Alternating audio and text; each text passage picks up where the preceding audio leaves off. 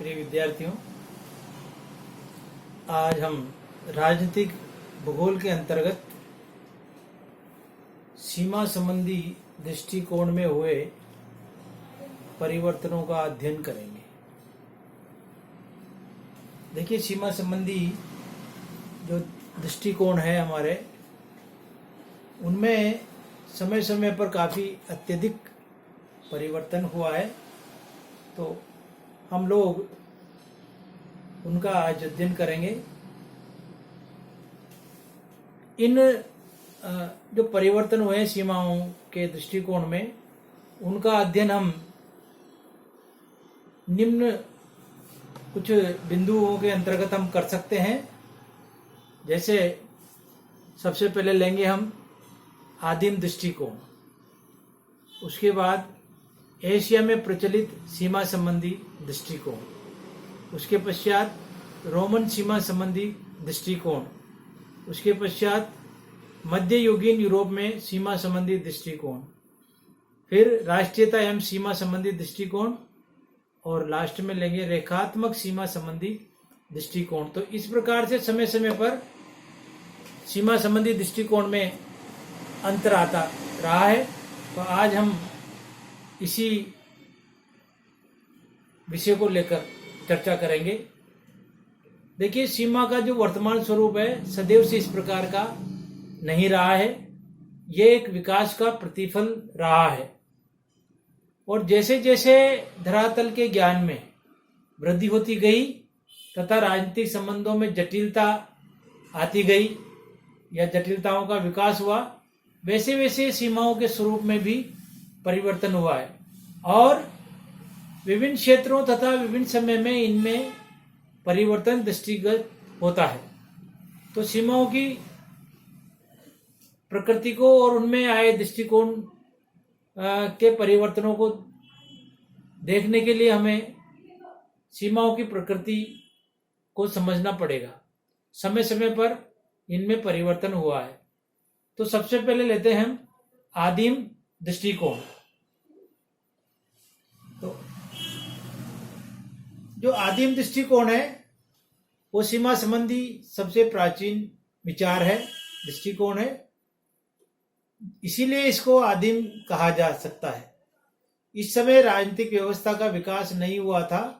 केवल आदिवासी जातियां वनों के अंतर्गत या जिन क्षेत्रों में आदिवासी जनजातियां थी वहां पर वो अपने क्षेत्र के चारों ओर इस प्रकार का सीमांकन या इस प्रकार की का जहां तक उनका ज्ञान जाता था या जहां तक उनका विस्तार था वहां तक वो उनको उसी को अंतिम सीमा मानते थे। यद्यपि यह सत्य है कि इस समय रेखात्मक सीमा न होकर केवल मात्र क्षेत्र अथवा प्रदेश ही थे। उसके कुछ अपवाद भी थे, जैसे पश्चिमी अमेजन की बोरो जाति ने कांटेदार वृक्षों तथा जलधाराओं से सीमा निर्धारित कर रखी थी।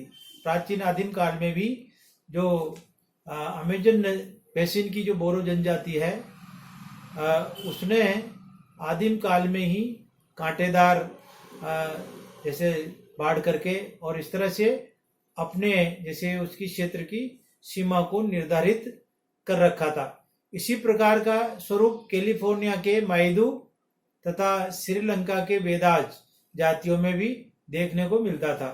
इसी काल में सीमांत प्रदेश थे जो एक जाति को दूसरी जाति से अलग रखते थे। तो इस प्रकार से जो आदिम जो दृष्टिकोण है या जो आदिम जनजातियां हैं वो अपने क्षेत्रों को डिमार्केशन करने के लिए, या जैसे कई जगह कांटेदार जैसे उन्होंने अपने सीमा बना रखी है, कहीं पर किसी तरह से किसी पेड़ को या किसी ऐसे नदी को या ऐसे जो सिंबल्स हैं उनको अपने क्षेत्र का मतलब दायरा उन्होंने घोषित कर रखा था।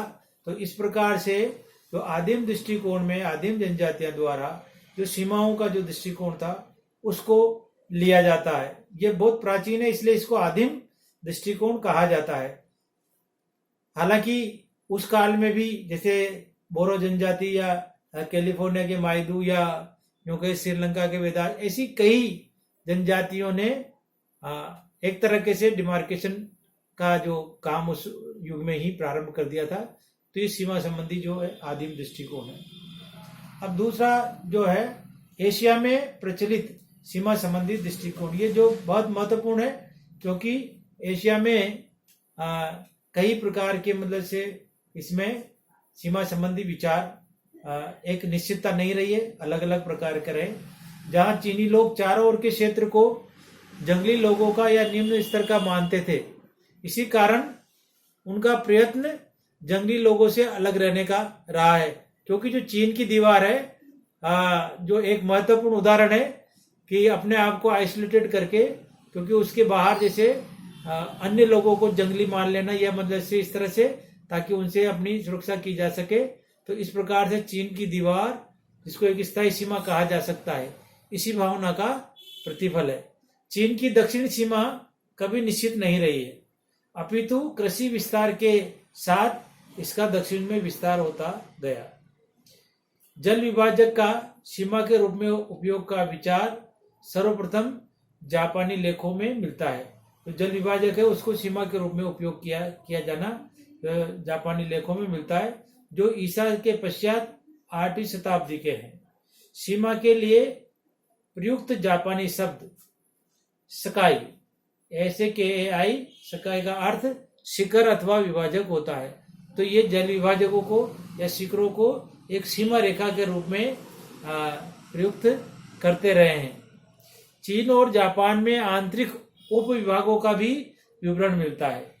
फिर अंदर भी एक उप विभाजन सीमाओं का किया जाना, ये भी जापान और चीन के उदाहरणों से उनके इतिहास में मिलता है। भारत में अशोक के साम्राज्य से औरंगजेब के शासनकाल तक की सीमाओं के स्थायित्व का वर्णन स्पेट महोदय ने किया है। स्पेट ने सम्राट अशोक से लेके और औरंगजेब के शासनकाल तक की सीमाओं के स्थायित्व का वर्णन किया है। देखिए, सम्राट अशोक के टाइम में विशाल भारत की सीमाएं हुआ करती थी। भारत का जो क्षेत्र है काफी विशाल था, तो वहां तक भारत की सीमाएं रही है। इसमें सीमाओं की सुरक्षा एवं नाकेबंदी का पूर्ण विवरण मिलता है, क्योंकि सम्राट अशोक ने उस वक्त भी एक इस तरह की घोषणा कर रखी थी कि सीमाओं पर कोई भी बाहरी राज्य भारत की ओर आग उठाकर नहीं देखे। ऐसा कहते हैं जैसे कलिंग युद्ध के बाद में जब सम्राट अशोक ने बौद्ध धर्म स्वीकार किया, तो उसके बाद में हिंसा का रास्ता छोड़कर अहिंसा का पथ अपनाया।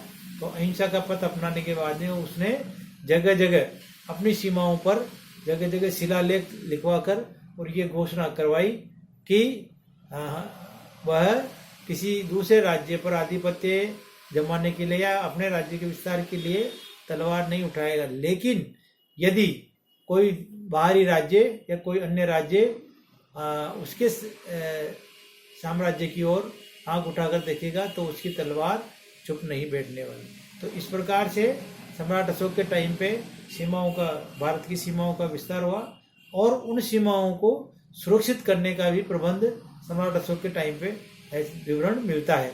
तो ये भारतीय दृष्टिकोण है।